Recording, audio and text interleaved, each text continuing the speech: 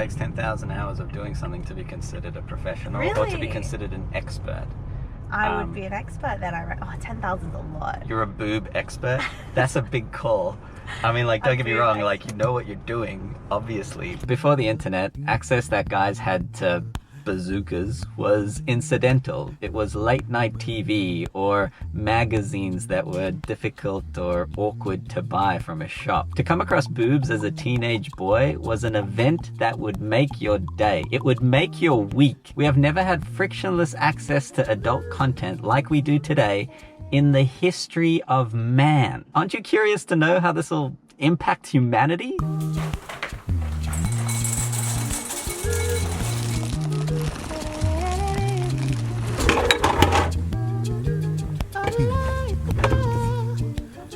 Hey Darren. What's up, Darren from production? Got milk? Bruh. You little fucking bitch. Did you not see me? No.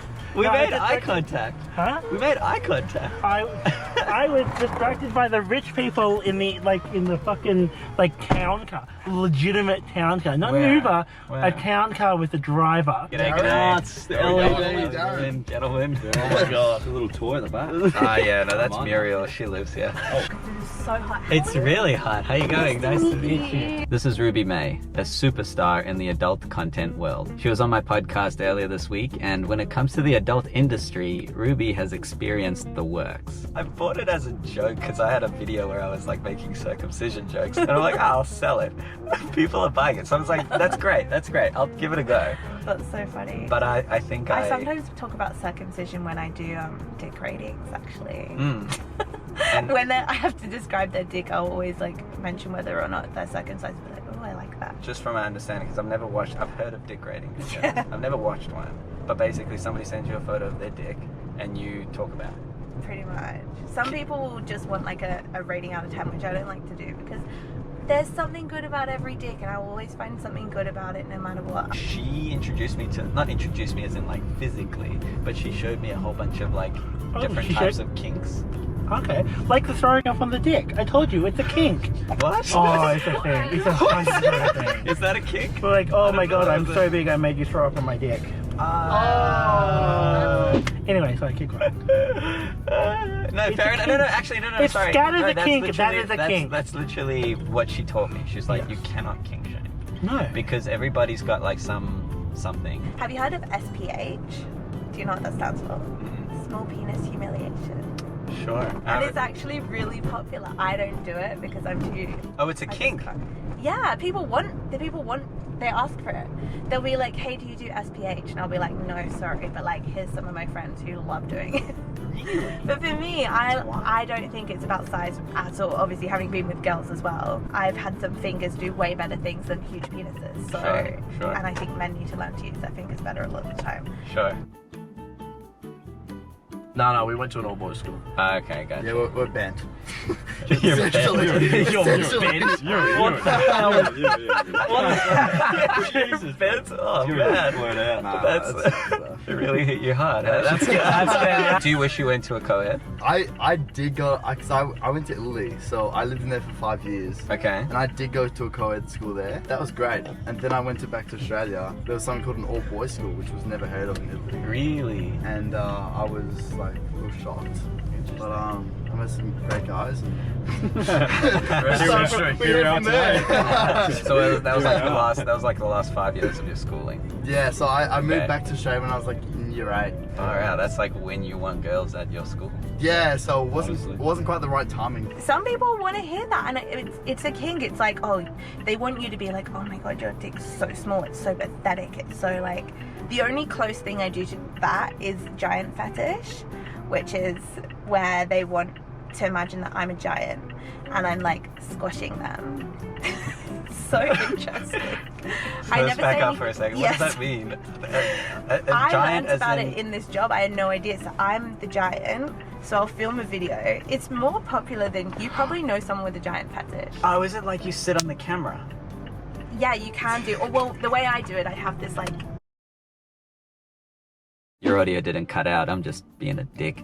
You can watch this full conversation in a podcast that I posted earlier this week. It's linked below. I reckon it just breeds like horny young kids, in my opinion. Because if you can't have it, then you want it even more. I think single-sex schools make guys and girls think more about the other sex. In the same way, like when you make something banned or restricted, people want it more. 100%. Or there's like a... 100%. Now, this is just my opinion based off conversations I've had with people that have been to a single-sex school.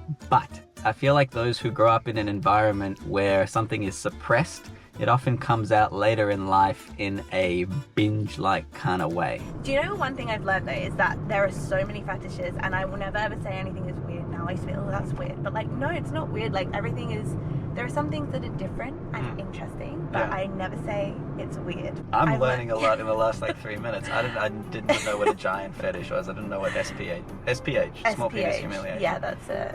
It's very interesting. Like, and you learn to be very non-judgmental of anyone, because there's a lot of things that people are so ashamed of, and they come and talk to you about it, and you're like, actually no, like I can do that for you. Or like, you'd be surprised, there's a lot of people I know with a giant fetish. Like, it's not weird. It's like as long as you're expressing it in a healthy way. It only takes a quick Google to find that there is supposedly a correlation between societies that are tolerant of sexual conduct and lower rates of sexual violence. Now, there are a lot of factors and variables that play into this, so correlation doesn't necessarily equal causation. But I found it an interesting take that if people with these, let's say, unexpected kinks have a safe place to explore them, they'd be less likely to force it upon unwilling participants. Perhaps. Something that I actually learned from talking to her was, although people might have these, what general society would refer to as like weird or fucked up sort of things, if they are expressing themselves on something like OnlyFans or like in a safe space, it's actually a good thing, because if they don't, then it's just suppressed and it comes out in often like weird, not weird, or like sometimes aggressive ways. Yeah, safe spaces. There's data, and this is pretty preliminary, but there's data to say that there's less rape now that there's more access to porn. Which, if you think about it on a macro level, I mean, it kind of makes sense. they have a release. They didn't have access to tits, Yeah. and now they have access to tits. It's a little creepy though. Well, it's so... Why? Yeah, but yeah, no. I know. I mean, it's uncomfortable, but it's... Yeah. I think it makes sense. It takes 10,000 hours of doing something to be considered a professional or to be Really? considered an expert. I would be an expert then. 10,000's a lot. You're a boob expert? That's a big call. I mean, like, don't get me wrong, like, you know what you're doing, obviously. See, Australians just go for the dab up, you know? The Yeah, normal dab up. yeah, Hey, how's it going? yeah. Italians, they Kiss see on the cheek. Yeah. Give it a Mate, smoke. But see, I wasn't in that era. I was in year 5, year 6. Year 7 you came to So I no. You were doing that earlier. No. Oh, so you went up to the guys in your you were school and you were like, smooching. Yeah, we were like, who's this kid? Who's this Italian? What the fuck, dude? That's so like Godfather. That's great. Nailed it. No way. So nice to meet you, dude. So nice to see you. Yeah, man. Little bitch. Good old bitch. When love